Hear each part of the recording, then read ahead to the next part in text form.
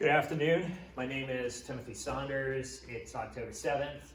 Here today to talk about organizational design, structure, and change for Grand Canyon University, class MGT 605. So Fortune has a yearly list of these top companies most enduring to work with. So there's a list of attributes that they're looking for each company. Innovation, people management, use of corporate assets, social responsibility, quality of management, financial soundness, long-term investment value, quality of product services, global competitiveness.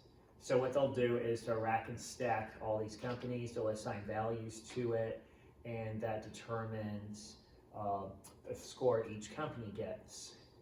The company that I chose to talk today is USAA. USAA is a company that is, as you see right here, they're ready to serve. So they're predominantly, their customers are military as well as veterans, and spouses as well as children can also join. So it's not available to civilians and general public. It's pretty specific on their clientele. These are a list of some of the products that they offer. Ranging from insurance, banking, investment, retirement, health insurance, real estate, some shopping and discounts. So they basically have a very well-rounded package that they provide to their customers. So, out of the attributes that we looked on the first slide where it talks about quality of management. The actual lowest score was global competitiveness. However, we're not here today to talk about that, as that is, there's not a lot they can do for that as far as a way to make themselves more marketable and to get more customers due to their clientele, since it's a very specific category of customers. What they scored low in, one of them was quality of management. So what was happening is when there would be auto draft made, and the customer, the client, they'd call USA saying, we want to stop this auto draft. They're failing to do that. So what's happening is that it was causing a hassle for customers due to money getting taken out of their account, when they specifically called and said, hey, stop taking money out of my account. Also, for some issues, they were not conducting investigations, they were not resolving issues in a timely manner. Both of those affected the quality of management. So the impact was in 2019, USAA paid a significant sum of money to a large amount of members due to the allegations. So they basically settled paying that amount of money, $12 million to 66,240 people.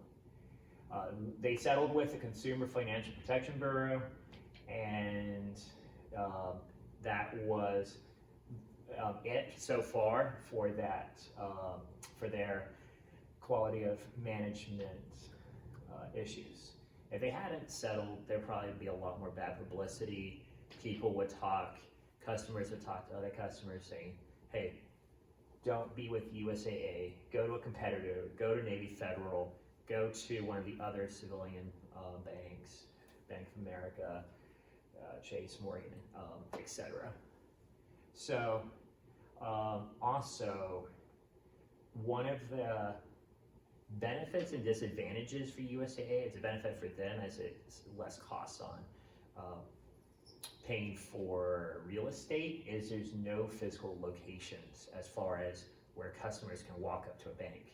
It's all done electronically or by phone. See right here, it's their hierarchy management structure.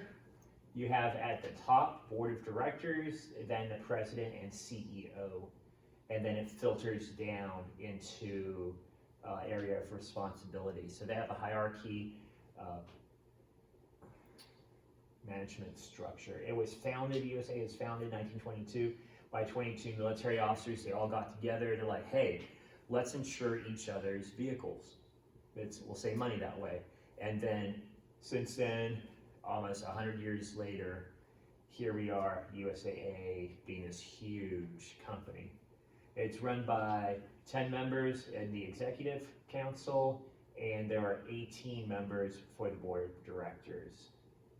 And like I said, mentioned before, the customers are military as well as veterans and spouses, family members. So, Cotter came up with 8 steps to change. First step is to create a sense of urgency. Then build a guiding coalition, form a strategic vision and initiatives, build a volunteer or enlist a volunteer army, enable actions by resolving barriers.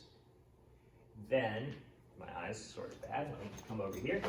Generate short-term wins, sustain acceleration, and institute change. So this model, basically what will happen is you'll start here and following each step until you have the change that you so desire. So these are my recommendations to make that change to help solve the issues of those funds being allowed to be processed even though the customer calls and says, hey, stop the charge. So that's what I do as a management point of view. I hold a virtual town hall meetings to gather input from all employees and management, then set up a coalition with key personnel to communicate and promote the coming change. The coalition will develop a vision and plan to change, send out a memo to all employees of USAA explaining the change, train the employees on the new change, conduct surveys, feedback regarding the new change. Just want to hear how it's been going, if the change, if it was productive, if we need to tweak it a little bit. Reward the employees who are having success with the new changes. Not everyone wants to try new things. Some people want to do the old ways of doing things. They might have been, the company's been 98 years. They might have been there 20, 30 years, so they're stuck in their habits. So want to reward those who make the effort to make the new change. And then 7, make more changes necessary. And last, ensure the changes last by having management check on the new changes. So basically, these 8 steps align with the previous slide. Some challenges possibly to be faced is from the organization. Overdetermination, to narrow the focus of change, threat and expertise, again, those who have been doing certain things the whole way, they're threatened their power. Some individual challenges is habit. Again, the employees are used to doing a certain way of doing things. Security, then they don't know, fear of the unknown, social factors as well as lack of awareness. There's a whole bunch of strategies for managing change from a management point of view. The model is a continuous change process of organizational change. It's a continuous way to change. Starts step 1 and then continues on with forces for change, recognize, define the problem solving process, then the change agent, measure, evaluate, control. Implement the change. And 5 is measure, evaluate, control. And some ways to get the change is to have training for management, to conduct the training, to be there for the employees, to answer any questions they might have, to get that reassurance of everything is going to be okay. Management development, make sure the managers are developed. Team building, make sure everyone understands doing it as a team and always enlist survey feedback. Want to know, hey, what do you guys think of the change? How can we make it better for everybody?